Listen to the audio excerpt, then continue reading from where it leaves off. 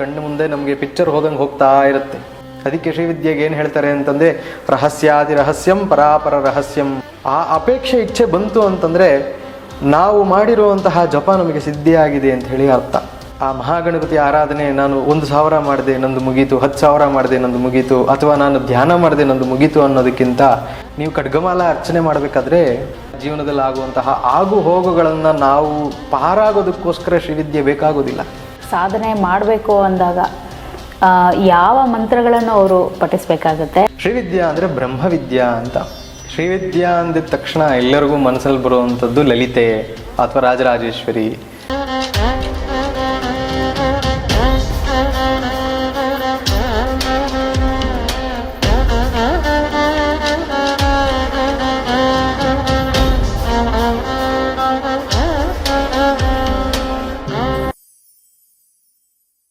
ಗುರುಗಳೇ, ಇವಾಗ ಈ ಶ್ರೀವಿದ್ಯೆ ಅನ್ನುವ ಒಂದು ವಿದ್ಯೆ ಏನಿದೆ, ಈಗಿನ ಒಂದು ಸಾಕಷ್ಟು ಜನಗೆ ಇದು ಪರಿಚಯ ಆಗ್ತಾ ಇದೆ. ಇವಾಗಿನ ಕಾಲದಲ್ಲಿ ತುಂಬ ಜನ ಇದರ ಪರಿಚಯವನ್ನು ಪಡಿತಾ ಇದ್ದಾರೆ. ಎಷ್ಟೇ ವಿಡಿಯೋಗಳು ಬಂದ್ರೂ ಶ್ರೀವಿದ್ಯೆ ಬಗ್ಗೆ ಇನ್ನೂ ಏನಿದು ಶ್ರೀವಿದ್ಯೆ ಅನ್ನೋದು ಅರ್ಥ ಆಗಿಲ್ಲ ಅಂತ ನನಗನ್ಸುತ್ತೆ. ಹಾಗಾಗಿ ನಿಮ್ಮ ಪ್ರಕಾರ ನಿಖರವಾಗಿ ನೀವು ಹೇಳೋದಾದರೆ ಶ್ರೀವಿದ್ಯೆ ಬಗ್ಗೆ ನಮಗೆ ತಿಳಿಸ್ಕೊಡ್ಬೇಕು ಅಂತ ಕೇಳ್ಕೊತೀವಿ. ಶ್ರೀವಿದ್ಯಾ ಅಂದಿದ ತಕ್ಷಣ ಎಲ್ಲರಿಗೂ ಮನಸ್ಸಲ್ಲಿ ಬರುವಂಥದ್ದು ಲಲಿತೆ ಅಥವಾ ರಾಜರಾಜೇಶ್ವರಿ. ಶ್ರೀವಿದ್ಯಾಂ ಜಗತಾಂ ಧಾತ್ರೀಂ ಸರ್ಗಸ್ಥಿತಿಲಯೇಶ್ವರೀಂ ನಮಾಮಿ ಲಲಿತಾಂ ನಿತ್ಯಾಂ ಮಹಾತ್ರಿಪುರ ಸುಂದರಿ. ಪ್ರತಿನಿತ್ಯ ಆರಾಧನೆ ಮಾಡಬೇಕಾಗಿರುವಂಥದ್ದು ಮಹಾತ್ರಿಪುರ ಸುಂದರಿ. ಶ್ರೀವಿದ್ಯಾ ಅಂತಂದರೆ ಇಲ್ಲಿ ಕೆಲವೊಬ್ಬರನ್ನ ಶ್ರೀವಿದ್ಯಾ ಬಗ್ಗೆ ಮಾತಾಡಬೇಕಾದ್ರೆ ನಾವು ಕೇಳ್ತೀವಿ ಶ್ರೀ ಅನ್ನೋದು ಬೇರೆ, ವಿದ್ಯೆ ಅನ್ನೋದು ಬೇರೆ ಅಂತ ಹೇಳಿ ವಿಭಜನೆ ಮಾಡಿ ಹೇಳ್ತಾರೆ. ಶ್ರೀ ಅನ್ನೋ ಅಂತಹದ್ದು ಮಹಾಲಕ್ಷ್ಮಿ, ಅದರ ವಿದ್ಯೆ ಸಂಬಂಧವಾಗಿರುವಂಥದ್ದು ಬಂದು ಶ್ರೀವಿದ್ಯಾ ಅಂತ ಹೇಳಕ್ಕೆ ಹೋಗ್ತಾರೆ. ಆದರೆ ಶ್ರೀವಿದ್ಯಾನ ನೋಡಬೇಕು ಹೋದರೆ ಓಂ ನಮೋ ಬ್ರಹ್ಮಾದಿಭ್ಯೋ ಬ್ರಹ್ಮವಿದ್ಯಾ ಸಂಪ್ರದಾಯ ಕೃತೆಭ್ಯೋ ಅಂತ ಹೇಳಿ ಹೇಳ್ತಾರೆ. ಶ್ರೀವಿದ್ಯಾ ಅಂದರೆ ಬ್ರಹ್ಮವಿದ್ಯಾ ಅಂತ. ನಮ್ಮ ಸಹಸ್ರನಾಮದಲ್ಲಿ ಶ್ರೀವಿದ್ಯಾ ಉಲ್ಲೇಖ ಕೊಡ್ತಾರೆ. ಆತ್ಮವಿದ್ಯಾ ಮಹಾವಿದ್ಯಾ ಶ್ರೀವಿದ್ಯಾ ಕಾಮಸೇವಿತಾ ಅಂತ. ಆತ್ಮವಿದ್ಯಾ ಮಹಾವಿದ್ಯಾ ಅಂತ ಹೇಳಿ ಹೇಳ್ತಾರೆ. ಆತ್ಮವಿದ್ಯಾ ಅಂದರೆ ಏನು? ಈ ಆತ್ಮದ ಚಿಂತನೆ ಮಾಡುವಂತಹ ಒಂದು ವಿದ್ಯೆಯೇ ಶ್ರೀವಿದ್ಯಾ. ಅಥವಾ ಆತ್ಮದ ಒಂದು ಪ್ರತಿಬಿಂಬವನ್ನು ಆತ್ಮದ ಒಂದು ಚಿಂತನೆಯಿಂದ ಸೂಕ್ಷ್ಮ ಸ್ಥಿತಿಗೆ ಕರ್ಕೊಂಡು ಹೋಗಿ, ಸ್ಥೂಲದಿಂದ ಸೂಕ್ಷ್ಮಕ್ಕೆ ಹೋಗಿ, ಆ ಸೂಕ್ಷ್ಮದಿಂದ ನಮ್ಮನ್ನು ಸಹಸ್ರಾರದಿಂದ ಮೇಲೆ ತಗೊಂಡು ಹೋಗಿ, ಆ ಸಹಸ್ರಾರದಿಂದ ಮೇಲೆಗಡೆ ಇರುವಂತಹ ಗುರು ಪರಂಪರೆ ಹಾಗೂ ಅಮ್ಮನವರ ಒಂದು ಸಕಲ ಲೋಕಗಳನ್ನು ತೋರಿಸುವಂಥದ್ದು, ನಮ್ಮನ್ನು ಒಂದು ಸಮಾಧಿ ಸ್ಥಿತಿಯಲ್ಲಿ ತಗೊಂಡು ಹೋಗಿ ನಿಲ್ಲಿಸುವಂತಹ ವಿದ್ಯೆಯೇ ಶ್ರೀವಿದ್ಯಾ. ಈ ಶ್ರೀವಿದ್ಯೆನ ಸಾಕಷ್ಟು ಜಾಗಗಳಲ್ಲಿ ಸಾಕಷ್ಟು ರೀತಿಯಲ್ಲಿ ಹೇಳ್ತಾ ಹೋಗ್ತಾರೆ. ಹೇಗೆ ಹೇಳ್ತಾರೆ ಶ್ರೀವಿದ್ಯಾ ಅಂತಂದರೆ, ಯಾವ ವಿದ್ಯೆಯು ನಮಗೆ ಭಕ್ತಿ ಮುಕ್ತಿ ಮೋಕ್ಷವನ್ನು ಕೊಡುತ್ತೋ ಅದೇ ಶ್ರೀವಿದ್ಯೆ. ಯಾವ ವಿದ್ಯೆಯು ಭಕ್ತಿ ಮುಕ್ತಿ ಹಾಗೂ ಮೋಕ್ಷವನ್ನು ಕೊಡುತ್ತೋ ಅದೇ ಶ್ರೀವಿದ್ಯೆ ಅಂತ ಹೇಳಿ ಹೇಳ್ತೀವಿ. ಅದೇ ರೀತಿಯಲ್ಲಿ ಎಲ್ಲರಿಗೂ ಪರಿಚಯ ಇರುವಂಥದ್ದು ದಶಮಹಾವಿದ್ಯೆಗಳು. ಆ ದಶಮಹಾವಿದ್ಯೆಗಳಲ್ಲಿ ಪ್ರಮುಖವಾಗಿ ಬರುವಂಥದ್ದು 3ನೇ ವಿದ್ಯೆ ಬಂದು ಷೋಡಶಿ ಅಥವಾ ಲಲಿತೆ, ಕೆಲವೊಬ್ಬರು ರಾಜರಾಜೇಶ್ವರಿ ಅಂತ ಏನು ಹೇಳ್ತಾರೋ ಆ ವಿದ್ಯೆಯೇ ಶ್ರೀವಿದ್ಯಾ. ದಶಮಹಾವಿದ್ಯೆಗಳನ್ನು 3 ಭಾಗ ಮಾಡ್ತಾರೆ. ಒಂದು ಮಹಾವಿದ್ಯಾ, 2ನೇಯದ್ದು ವಿದ್ಯಾ, 3ನೇಯದು ಎಕ್ಸ್ಟ್ರಾರ್ಡಿನರಿ ಅಂತ ಏನು ನಾವು ಹೇಳ್ತೀವಿ, ಅಸಾಧಾರಣವಾದಂತಹ ಒಂದು ವಿದ್ಯೆ. ಆ ಮಹಾವಿದ್ಯೆಗಳಲ್ಲಿ ಪ್ರಮುಖವಾಗಿ ಬರುವಂಥದ್ದು ಕಾಳಿ ಮತ್ತು ತಾರ. ಆ ಕಾಳಿ ತಾರ ಸಾಧನೆ ಮಾಡೋದಕ್ಕೆ 100% ಗುರುಗಳು ಇರಲೇಬೇಕು. ಗುರು ಇಲ್ಲದೆ ಹೋದರೆ ಅದು ನಮಗೆ ಸರಿಯಾದಂತಹ ದಾರಿಯನ್ನು ತೋರಿಸೋದಿಲ್ಲ. ಅದರಿಂದ ನಾವು ವಿಪರೀತವಾದಂತಹ ನೋವನ್ನು ಪಡೆಯುವಂತಹ ಸಾಧ್ಯತೆಗಳು ಬರುತ್ತೆ. ಅದೇ ಶ್ರೀವಿದ್ಯಾ ಸಂಪ್ರದಾಯದಲ್ಲಿ ಅಥವಾ ಶ್ರೀವಿದ್ಯಾ ಅಂತ ತಗೊಂಡ್ರೆ ಭುವನೇಶ್ವರಿ ವಿದ್ಯಾ, ರಾಜರಾಜೇಶ್ವರಿ, ಷೋಡಶಿ ವಿದ್ಯೆಯನ್ನು ತಗೊಂಡ್ರೆ ಸಾಧಾರಣ ವಿದ್ಯೆ ಅಥವಾ ವಿದ್ಯಾ ಅಂತ ಏನು ನಾವು ಹೇಳ್ತೀವೋ ಆ ಸಾಧಾರಣ ವಿದ್ಯೆಗೆ ಪ್ರಮುಖವಾಗಿ ಬೇಕಾಗಿರುವಂತಹದ್ದು ಇಚ್ಛೆ. ಯಾರಿಗೆ ಜ್ಞಾನ, ವೈರಾಗ್ಯ, ಮುಕ್ತಿ, ಶರೀರದಿಂದ ಬಿಟ್ಟು ಹೋಗುವಂಥದ್ದು ಮುಕ್ತಿ, ಇದಕ್ಕೆ ಮುಂಚೆ ಆಗುವಂಥದ್ದು ಜ್ಞಾನ, ವೈರಾಗ್ಯ ಹಾಗೂ ಅದ್ವೈತ ಭಾವದಲ್ಲಿರುವಂತಹ ಸಮಾಧಿ ಸ್ಥಿತಿ. ಈ ಸಮಾಧಿ ಸ್ಥಿತಿಗಳು ಅದ್ವೈತ ಭಾವದಲ್ಲಿರುವಂತಹ ವಿಚಾರಗಳನ್ನು ಅರ್ಥ ಮಾಡ್ಕೋಬೇಕು. ಅಮ್ಮನವರಿಗೆ ಬಹಳಷ್ಟು ಹತ್ತಿರ ಆಗಬೇಕು. ಶ್ರೀವಿದ್ಯೆಯಲ್ಲಿ ಇನ್ನೊಂದು ವಿಶೇಷವಾಗಿ ಹೇಳುವಂಥದ್ದು, ನಮ್ಮ ಆತ್ಮಸ್ವರೂಪ ಹಾಗೂ ಅಮ್ಮನವರು ಎರಡೂ ಒಂದೇ ಆಗಿರ್ತಾರೆ. ನಮ್ಮ ಗುರುಸ್ವರೂಪ, ಅಮ್ಮನವರ ಸ್ವರೂಪ, ನಾವು 3 ಒಂದೇ ಆಗಿರುತ್ತೆ ಅಂತ ಹೇಳಿ ಮೂಲ ತ್ರಿಕೋಣದಲ್ಲಿ ಹೇಳ್ತಾರೆ. ಆ ರೀತಿ ಯಾವ ವಿದ್ಯೆಯು ಮೋಕ್ಷ ಪ್ರಧಾನವನ್ನು ಸಾರುತ್ತದೆಯೋ, ಯಾವ ವಿದ್ಯೆಯು ಪ್ರಧಾನವಾಗಿ ನಮ್ಮ ಆತ್ಮತತ್ವ, ಆತ್ಮಚಿಂತನೆ, ಆತ್ಮಬೋಧವನ್ನು ಕೊಡುತ್ತೋ ಆ ವಿದ್ಯೆ ಶ್ರೀವಿದ್ಯೆ ಅಂತ ಹೇಳ್ತಾರೆ. ಈ ಮಹಾವಿದ್ಯೆಯು ದಶಮಹಾವಿದ್ಯೆಯಲ್ಲಿ ಒಂದಾದಂತಹದ್ದು ಅಂತಲೂ ಉಲ್ಲೇಖ ಇದೆ. ಈ ಶ್ರೀವಿದ್ಯಾ ಸಂಪ್ರದಾಯ ಬಂದು ತಂತ್ರವಿದ್ಯೆ ಆಗಿರುತ್ತದೆ.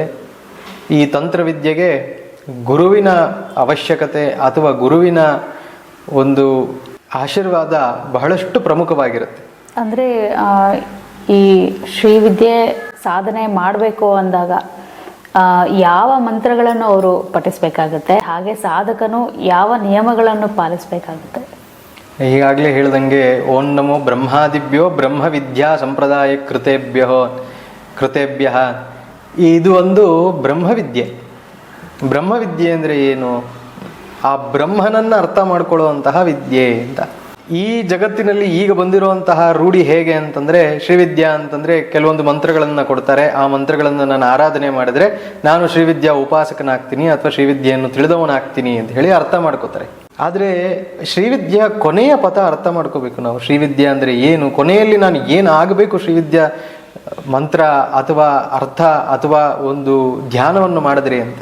ನಮ್ಮ ಆತ್ಮಚಿಂತನೆ ಮಾಡುವಂತಹ ದಾರಿಯಲ್ಲಿ ಹೋದಾಗ ಮಾತ್ರ ಶ್ರೀವಿದ್ಯೆಗೆ ಒಂದು ಫಲ.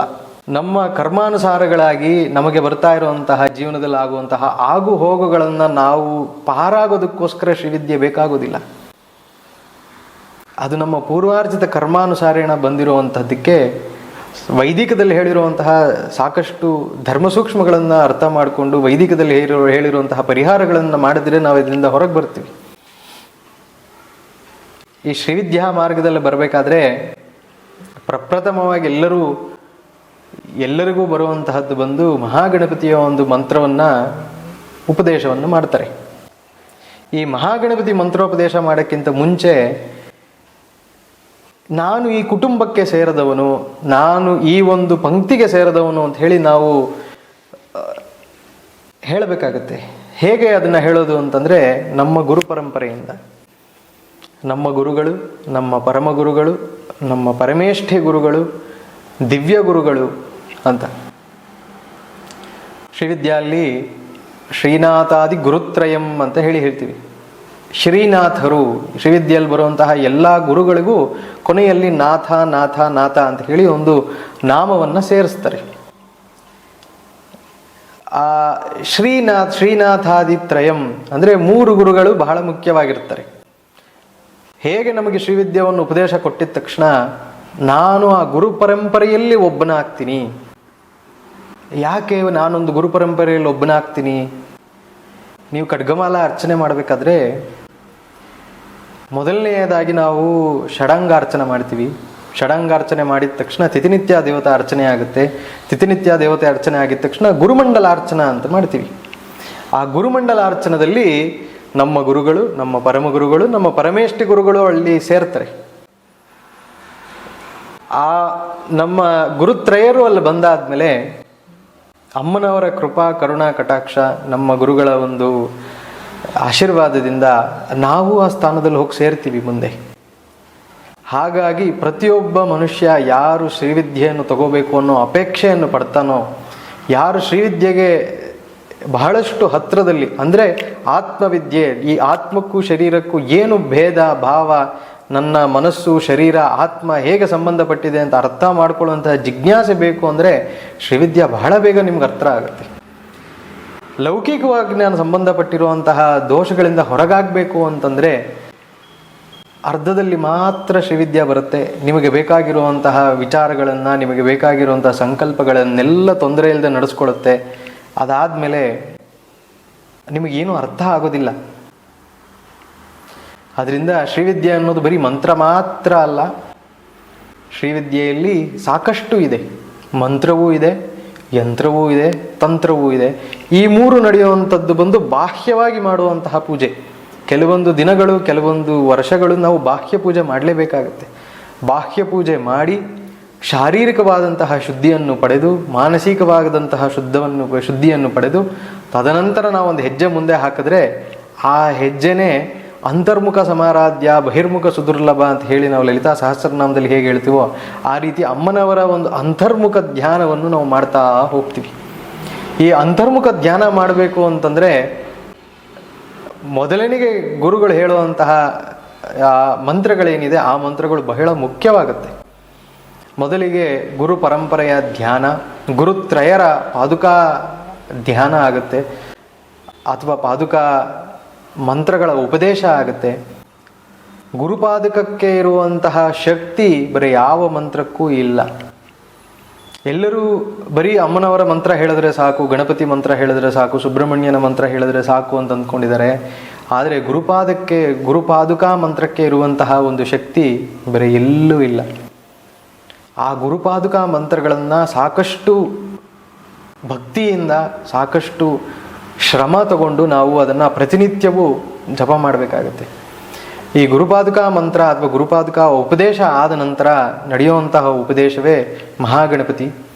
ಮಹಾಗಣಪತಿ ಏನಕ್ಕೆ ಮೊದಲಾಗಿ ಬರ್ತಾರೆ ಅಂತಂದರೆ, ಮೂಲಾಧಾರೇ ಸ್ಥಿತೋಸಿ ನಿತ್ಯಂ ಅಂತ ಹೇಳ್ತಾರೆ ಮಹಾಗಣಪತಿ. ಆ ಮಹಾಗಣಪತಿ ಮೂಲಾಧಾರೇ ಸ್ಥಿತೋಸಿ ನಿತ್ಯಂ ಅಂತಂದರೆ ನಮ್ಮ ಶರೀರದಲ್ಲಿರುವಂತಹ ಷಟ್ಚಕ್ರಗಳನ್ನು ಶಕ್ತಿಯುತವಾಗಿ ನಿಲ್ಲಿಸಿ ಒಂದು ಬಂಧವನ್ನು ಕೊಡಬೇಕು. ಆ ಷಟ್ಚಕ್ರಗಳನ್ನು ಬಂಧ ಮಾಡದೇ ಇದ್ದರೆ, ಅಥವಾ ಷಟ್ಚಕ್ರಗಳಿಗೆ ಶಕ್ತಿ ಇಲ್ಲದೆ ಹೋದರೆ, ಈ ಬಾಹ್ಯ ಪೂಜೆ ಎಲ್ಲ ಮುಗಿದು ಅಂತರ್ಮುಖವಾಗಿ ಹೋಗಬೇಕಾದ್ರೆ ಶರೀರ ನಮಗೆ ಸಪೋರ್ಟ್ ಮಾಡಲ್ಲ, ಅಥವಾ ಶರೀರ ನಮಗೆ ಸಹಕಾರ ಕೊಡಲ್ಲ. ಮಹಾಗಣಪತಿಯ ಆರಾಧನೆಯನ್ನು ಮಾಡಿ ಮಹಾಗಣಪತಿಯ ಒಂದು ಜಪವನ್ನು ಮಾಡಿದರೆ ಆ ಮೂಲಾಧಾರ ಚಕ್ರದಿಂದ ಸಹಸ್ರಾರದವರೆಗೂ ಓಡುವಂತಹ ಇಡ ಪಿಂಗಳ ಸುಷುಮ್ನ ನಾಡಿಗಳನ್ನೆಲ್ಲ ಶುದ್ಧಿ ಮಾಡ್ತಾ ಹೋಗುತ್ತೆ. ಅದರಲ್ಲೇ ಸಹಸ್ರನಾಮದಲ್ಲಿ ಹೇಳೋದು ರುದ್ರಗ್ರಂಥಿ ವಿಭೇದಿನ್ಯೇ ನಮಃ, ಆಜ್ಞಾಚಕ್ರ ಸ್ಥಿತಾಯೇ ನಮಃ ಅಂತೆಲ್ಲ ನಾಮಾವಳಿಗಳು ಏನು ಬರುತ್ತೆ, ಆ ಒಂದು ದೇವತಾ ಆರಾಧನೆ ಮಾಡ್ತಾ ಮಾಡ್ತಾ ಮಾಡ್ತಾ ಮಾಡ್ತಾ ನಮ್ಮ ಒಂದು ಚಕ್ರದ ಶರೀರದಲ್ಲಿರುವಂತಹ ಚಕ್ರಗಳನ್ನು ಶುದ್ಧಿ ಮಾಡ್ತಾ ಹೋಗುತ್ತೆ. ಶುದ್ಧಿ ಮಾಡ್ತಾ ಹೋದಾಗ ನಮ್ಮಲ್ಲಿರುವಂತಹ ಚಿತ್ ಶಕ್ತಿ ಅಂದರೆ ಕುಂಡಲಿನಿ ಶಕ್ತಿ ಕೆಳಗಿಂದ ಮೇಲವರೆಗೂ ಸಂಚಾರ ಮಾಡೋಕ್ಕೆ ಪ್ರಾರಂಭ ಆಗುತ್ತೆ. ಅದಕ್ಕೆ ಪ್ರಮುಖವಾಗಿ ಬೇಕಾಗುವಂಥದ್ದು ಮಹಾಗಣಪತಿಯ ಆರಾಧನೆ. ಆ ಮಹಾಗಣಪತಿಯ ಆರಾಧನೆ ನಾನು 1,000 ಮಾಡಿದೆ ನಂದು ಮುಗೀತು, 10,000 ಮಾಡಿದೆ ನಂದು ಮುಗೀತು, ಅಥವಾ ನಾನು ಧ್ಯಾನ ಮಾಡಿದೆ ನಂದು ಮುಗೀತು ಅನ್ನೋದಕ್ಕಿಂತ ಶಾರೀರಿಕವಾಗಿ ನಮಗೆ ಅರ್ಥ ಆಗುತ್ತೆ. ಒಂದು ಮಂತ್ರ ದೀಕ್ಷೆ ತಗೊಂಡು ಒಂದು ಮಂತ್ರ ಮಾಡ್ತಾ ಮಾಡ್ತಾ ಮಾನಸಿಕವಾಗಿ ನಮ್ಮ ಶರೀರ, ನಮ್ಮ ಮನಸ್ಸು, ನಮ್ಮ ಆತ್ಮ ನಮಗೆ ಹೇಳುತ್ತೆ ಈ ಸ್ಥಿತಿ ಆಗಿದೆ, ಈ ಒಂದು ಸ್ಥಿತಿಯಿಂದ ನಾವು ಮುಂದಕ್ಕೆ ಹೋಗಬೇಕಾಗತ್ತೆ, ಈಗ ಮುಂದಕ್ಕೆ ಹೋಗೋಣ ಅನ್ನೋ ಒಂದು ಅಪೇಕ್ಷೆಯನ್ನು, ಇಚ್ಛೆಯನ್ನು ತೋರಿಸುತ್ತೆ ಶಾರೀರಿಕವಾಗಿ, ಮಾನಸಿಕವಾಗಿ. ಆ ಅಪೇಕ್ಷೆ, ಇಚ್ಛೆ ಬಂತು ಅಂತಂದರೆ ನಾವು ಮಾಡಿರುವಂತಹ ಜಪ ನಮಗೆ ಸಿದ್ಧಿಯಾಗಿದೆ ಅಂತ ಹೇಳಿ ಅರ್ಥ. ಎಷ್ಟೋ ಜನ ಸಿದ್ಧಿಯಾಗಿದೆ ಅಂತಂದರೆ ನಾನು ಒಂದು ಕೈಯಿಂದ ಒಂದು ಫಲ ಕೊಟ್ಟಿದ ತಕ್ಷಣ ಅವ್ರಿಗೆ ಕೆಲಸ ಆಗುತ್ತೆ ಅನ್ನೋದು. ಈ ರೀತಿ ನಾನು ಕೈಯಿಂದ ಒಂದು ಫಲ ಕೊಟ್ಟು ಕೆಲಸ ಆಗುತ್ತೆ ಅಂತಂದರೆ ನನ್ನ ತಪೋಶಕ್ತಿ, ಅಥವಾ ನಾವು ಏನು ಜಪ ತಪಗಳನ್ನು ಮಾಡಿರ್ತೀವೋ ಆ ತಪೋಶಕ್ತಿಯನ್ನು ಸಾರಾಳವಾಗಿ ಲೌಕಿಕ ಕರ್ಮಕ್ಕೆ ತಗೊಂಡು ಹೋಗ್ತಾ ಇದ್ದೀವಿ ಅಂತ ಅರ್ಥ. ಸದಾಕಾಲದಲ್ಲಿ ಶ್ರೀವಿದ್ಯಾ ಉಪಾಸನೆ ಆತ್ಮಚಿಂತನೆ, ಆತ್ಮಜ್ಞಾನಕ್ಕೆ ಮಾತ್ರ ಉಪಯೋಗಿಸ್ಕೋಬೇಕಾಗಿರುವಂತಹ ಒಂದು ಅತಿ ರಹಸ್ಯವಾದಂತಹ ವಿದ್ಯೆ. ಅದಕ್ಕೆ ಶ್ರೀವಿದ್ಯೆಗೆ ಏನು ಹೇಳ್ತಾರೆ ಅಂತಂದರೆ ರಹಸ್ಯಾದಿ ರಹಸ್ಯಂ ಪರಾಪರ ರಹಸ್ಯಂ ಅಂತೇಳಿ ಹೇಳ್ತಾರೆ. ಪರಾಪರ ರಹಸ್ಯವಾಗಿರುವಂತಹ ಒಂದು ವಿದ್ಯೆ ಆಗಿರುತ್ತೆ. ತದನಂತರ ಬರುವಂಥದ್ದೇ ಬಾಲಾಮಹಾತ್ರಿಪುರ ಸುಂದರಿಯ ಒಂದು ಧ್ಯಾನ, ಬಾಲಾಮಹಾತ್ರಿಪುರ ಸುಂದರಿಯ ಒಂದು ಆರಾಧನೆ. ನಮ್ಮಲ್ಲಿರುವಂತಹ ಅನಾಹತ, ಆಜ್ಞಾ, ವಿಶುದ್ಧ ಚಕ್ರಗಳನ್ನೆಲ್ಲ ಶುದ್ಧಿ ಮಾಡಿ ನಮ್ಮ ಕುಂಡಲಿಯನ್ನು ಮೇಲೆ ತಗೊಂಡು ಹೋಗುತ್ತೆ. ತದನಂತರ ನಾವು ಮಾಡಬೇಕಾಗಿರುವಂತಹ ಮಂತ್ರಾನುಷ್ಠಾನ ದುರ್ಗೆ ಅಥವಾ ನವಾಕ್ಷರಿ ಮಂತ್ರ. ಆ ದುರ್ಗೆ ಅಥವಾ ನವಾಕ್ಷರಿ ಮಂತ್ರ, ಚಂಡಿ ಮಂತ್ರ ಮಾಡ್ತಾ ಮಾಡ್ತಾ ನಾವು ನಮ್ಮ ಯಾವಾಗಲೂ ಒಂದು ಯೋಚನೆ ಏನಿರಬೇಕು, ಕೊನೆಯ ಧ್ಯಾನ ಏನಿರಬೇಕು, ಅಥವಾ ಕೊನೆಯ ಒಂದು ರಿಕ್ವೈರ್ಮೆಂಟ್ ಏನಿರುತ್ತೆ ಅಂತಂದರೆ ನನ್ನ ಒಂದು ಶ್ರೀವಿದ್ಯಾ ಆತ್ಮ ಸಾಕ್ಷಾತ್ಕಾರಕ್ಕೆ ಬೇಕಾಗಿರುವಂತಹ ವಿದ್ಯೆ ನಾನು ಅಂತರ್ಮುಖವಾಗಿ ಹೋದಾಗ ನಮ್ಮನ್ನು ಕಾಪಾಡಬೇಕು ಅನ್ನೋದಕ್ಕೆ ದುರ್ಗಾ, ಚಂಡಿ ಸಂಬಂಧಪಟ್ಟಿರುವಂತಹ ಮಂತ್ರಗಳನ್ನು ಮಾಡ್ತಾ ಮಾಡ್ತಾ ಶಾರೀರಿಕವಾಗಿ ನಮಗೆ ಸುತ್ತಲೂ ಇರುವಂತಹ ಒಂದು ದೋಷಗಳನ್ನು ಅಥವಾ ಅಲ್ಲಿ ಸಂಬಂಧಪಟ್ಟಿರುವಂತಹ ಅಡೆತಡೆಗಳನ್ನೆಲ್ಲ ಕಾಪಾಡ್ತಾ ಬರುತ್ತೆ ನಮ್ಮನ್ನು. ಎಷ್ಟೋ ಜನಕ್ಕೆ ಅಥವಾ ನಮಗೂ ಅಷ್ಟೇ ಕಣ್ಣು ಮುಚ್ಕೊಂಡಿದ್ದ ತಕ್ಷಣ ಸಾವಿರಾರು ಕಣ್ಣು ಮುಂದೆ ನಮಗೆ ಪಿಕ್ಚರ್ ಹೋದಂಗೆ ಹೋಗ್ತಾ ಇರುತ್ತೆ. ಇದನ್ನೆಲ್ಲ ದಾಟಬೇಕು ನಾವು. ಇದನ್ನೆಲ್ಲ ದಾಟಿದ್ರೆ ಮಾತ್ರ ನಮ್ಮ ಚಿತ್ಶಕ್ತಿ ಆಜ್ಞಾಚಕ್ರದಿಂದ ಮೇಲ್ವರೆಗೂ ಹೋಗೋಕ್ಕಾಗತ್ತೆ. ಅಥವಾ ನಮ್ಮ ಚಿತ್ಶಕ್ತಿ ಆಜ್ಞಾಚಕ್ರದಲ್ಲಿ ಮಾತ್ರ ನಿಂತ್ಕೊಳ್ಳುತ್ತೆ, ಆಜ್ಞಾಚಕ್ರದಲ್ಲೇ ಸುತ್ತಾ ಇರುತ್ತೆ. ಅಲ್ಲಿಂದ ಮೇಲ್ಗಡೆ ಹೋಗುವಂಥದ್ದು ನಮ್ಮ ಚಂಡಿ ಮಂತ್ರದಿಂದ, ನವಾಕ್ಷರಿ ಮಂತ್ರದಿಂದ ಮೇಲ್ಗಡೆ ಹೋಗುವಂಥದ್ದೇ ಗುರುಗಳ ಒಂದು ಇಚ್ಛೆ, ಅಮ್ಮನವರ ಇಚ್ಛೆ, ನಮ್ಮ ಸಂಕಲ್ಪ ಇದ್ದರೆ ಮಾತ್ರ ನಡೆಯುವಂತಹದ್ದು ಮಹಾ ಮಂತ್ರಗಳು. ಪಂಚದಶಿ, ಷೋಡಶಿ, ಮಹಾಷೋಡಶಿ, ಗುಹ್ಯ ಷೋಡಶಿ, ಯಾವ್ಯಾವ ನಾಮಧೇಯಗಳನ್ನು ಯಾರ್ಯಾರು ಹೇಗೆ ಹೇಗೆ ಹೇಳ್ತಾರೆ, ಅವರವರ ಗುರು ಪರಂಪರೆಗಳಲ್ಲಿ ಏನೇನು ಬಂದಿದೆಯೋ ಆ ಒಂದು ಮಂತ್ರೋಪದೇಶಗಳನ್ನು ಮಾಡಿಕೊಂಡು ಆ ಮಂತ್ರಗಳನ್ನು ನಾವು ಸ್ವೀಕಾರ ಮಾಡಿ ಆ ಮಂತ್ರದಿಂದ ಆಗುವಂತಹ ಶಕ್ತಿ ಚೈತನ್ಯದ ಬದಲಾವಣೆಗಳನ್ನು ನಾವು ಶಾರೀರಿಕವಾಗಿ ನೋಡ್ಬೋದಾಗುತ್ತೆ. ಇದಿಷ್ಟನ್ನು ಮಾಡಿದ್ರೆ ಮಾತ್ರ ನಮಗೆ ಒಂದು ಅರ್ಹತೆ ಅಮ್ಮನವರ ಒಂದು ಶಕ್ತಿ ಅಥವಾ ನಮ್ಮ ಒಂದು ಆತ್ಮತತ್ವದ ಚೈತನ್ಯವನ್ನು ನೋಡೋಕ್ಕಾಗುವಂಥದ್ದು. ಸಿದ್ದೇಶ್ವರಿ ರಾಜರಾಜೇಶ್ವರಿಯ ಸನ್ನಿಧಿಗೆ ಎಲ್ಲರೂ ಆಗಮಿಸಿ ಅಮ್ಮನವರ ದರ್ಶನ ಆ ಪೌರ್ಣಮಿ ದಿನದಂದು ಸಿಗುವಂಥದ್ದೇ ಬಹಳ ವಿಶೇಷ. ಯಾರು ಪೌರ್ಣಮಿ ದಿನದಂದು ಅಮ್ಮನವರ ದರ್ಶನ ಮಾಡ್ತಾರೋ ಮನಸ್ಸಲ್ಲಿ ಇರುವಂತಹ ಸಂಕುಚಿತಗಳು ಅತಿ ಶೀಘ್ರದಲ್ಲಿ ನಿವೃತ್ತಿಯಾಗಿ ಒಂದು ಅಭಿವೃದ್ಧಿ ಸ್ಥಾನಕ್ಕೆ ಹೋಗ್ತೀವಿ. ಇದೇ ಪೌರ್ಣಮಿ ಎಂದೇ ಮಾಡುವಂಥದ್ದೇ ಸಂಕಲ್ಪ ಸಿದ್ಧಿ ಲಲಿತಾ ಹೋಮ. ಆ ತ್ರಿಶತಿ ಹೋಮದಿಂದ ನಡೆಯುವಂತಹ ಅತಿ ಚೈತನ್ಯವಾದಂತಹ ಅತಿ ಶಕ್ತಿಯುತವಾದಂತಹ ಒಂದು ಮಿರಾಕಲ್ಸ್ ಅಂತ ಏನು ಹೇಳ್ತೀವಿ ಅಥವಾ ಚಮತ್ಕಾರದ ಒಂದು ಸ್ಥಿತಿಯನ್ನು ಎಲ್ಲರೂ ಅನುಭವಿಸ್ಬೋದು. ಇಲ್ಲಿ ಬರೋದು ಬರೀ ಸಂಕಲ್ಪ ಇದ್ದರೆ ಮಾತ್ರ ಅಂತಲ್ಲ, ಸಮಯಾವಕಾಶ ಇದ್ದಲ್ಲಿ ಬಂದು ಈ ಜಾಗದಲ್ಲಿ ಕೂತು ನೀವು ಪಾರಾಯಣ ಮಾಡಿ ಇಲ್ಲಿರುವಂತಹ ಶಕ್ತಿ ಚೈತನ್ಯಗಳನ್ನು ನೀವು ಬರೆಸ್ಕೊಂಡು ಹೋದಲ್ಲಿ ನಿಮಗೆ ಎಷ್ಟೋ ಅನುಕೂಲಗಳನ್ನು ಆಗುತ್ತೆ. ನಮ್ಮ ಗುರು ಪರಂಪರೆಯ ಪೂರ್ಣಾನುಗ್ರಹ ಎಲ್ಲರಿಗೂ ಇರಲಿ ಅಂತ ಹೇಳಿ ಅಮ್ಮನವರಲ್ಲಿ ಪ್ರಾರ್ಥನೆ ಮಾಡ್ತಾ, ಹರ ನಮಃ ಪಾರ್ವತೀಪತಯೇ, ಹರ ಹರ ಮಹಾದೇವ. ವೀಕ್ಷಕರೇ, ಇವಾಗ ನೀವೆಲ್ಲ ಕೇಳಿರ್ಬೋದು ಎಷ್ಟು ಅದ್ಭುತವಾಗಿ ಶ್ರೀವಿದ್ಯೆಯನ್ನು ಎಳೆ ಎಳೆಯಾಗಿ ನಮಗೆ ವಿವರಿಸಿದ್ದಾರೆ. ಹಾಗೆ ಇವರು ಶ್ರೀವಿದ್ಯೆ ಉಪದೇಶದ ಜೊತೆಯಲ್ಲಿ ಇಲ್ಲಿ ದೇವಿಯ ಆರಾಧನೆಯೂ ಸಹ ಮಾಡ್ತಾರೆ. ಅಂದರೆ ಮನೆಯಲ್ಲೇ ಅವರು ದೇವಿಯನ್ನು ಪ್ರತಿಷ್ಠಾಪನೆಯನ್ನು ಮಾಡಿ ಇಲ್ಲಿ ದೇವಸ್ಥಾನವನ್ನು ನಿರ್ಮಾಣ ಮಾಡಿದ್ದಾರೆ. ಈ ದೇವಸ್ಥಾನದ ಹೆಸರು ಸಿದ್ದೇಶ್ವರಿ ರಾಜರಾಜೇಶ್ವರಿ ದೇವಸ್ಥಾನ. ಇಲ್ಲಿ ಪ್ರತಿಯೊಬ್ಬರು ಪ್ರತಿ ದಿವಸ ಬಂದು ಭೇಟಿ ನೀಡಿ ನಮಸ್ಕಾರ ಮಾಡಿ ಹೋಗ್ಬೋದು. ಪ್ರತಿ ದಿವಸ ಬೆಳಗ್ಗೆ 8ರಿಂದ 12 ಗಂಟೆ ಒಳಗೆ ಬಂದು ಇಲ್ಲಿ ದೇವಸ್ಥಾನ ಓಪನ್ ಇರುತ್ತೆ. ಇಲ್ಲಿ ಬಂದು ನೀವು ದೇವಸ್ಥಾನ ಅಮ್ಮನವರನ್ನು ದರ್ಶನ ಮಾಡಿಬಿಟ್ಟು ಹೋಗ್ಬೋದು. ಸಂಜೆ ಬರೋರು 6 ಗಂಟೆಯಿಂದ 8 ಗಂಟೆ ಒಳಗೆ ಬಂದು ಇಲ್ಲಿ ದರ್ಶನ ಮಾಡಿಕೊಂಡು ಹೋಗ್ಬೋದು. ವಿಶೇಷವಾಗಿ ಇಲ್ಲಿ ಅಷ್ಟಮಿ ದಿವಸ ವಾರಾಹಿಯ ಒಂದು ಆರಾಧನೆಯನ್ನು ಇಲ್ಲಿ ನಡೆಯುತ್ತೆ. ನೀವು ಅಷ್ಟಮಿ ದಿವಸ ಬಂದು ವಾರಾಹಿ ದೇವರಿಗೆ ಒಂದು ಸಂಕಲ್ಪ ಮಾಡಿ ದೀಪವನ್ನು ಹಚ್ಚಿ ಹೋಗ್ಬೋದು. ಅವರ ಮಾರ್ಗದರ್ಶನವನ್ನು ಸಹ ನೀವು ಪಡೆಯಬಹುದು. ಹುಣ್ಣಿಮೆಯ ದಿವಸ ಸಹ ಇಲ್ಲಿ ವಿಶೇಷವಾದ ಕಾರ್ಯಕ್ರಮಗಳಿರುತ್ತೆ. ನೀವು ಇಲ್ಲಿ ಬಂದು ಭಾಗವಹಿಸಿ ದೇವಿಯ ಕೃಪಾ ಕಟಾಕ್ಷಕ್ಕೆ ಪಾತ್ರರಾಗಬಹುದು.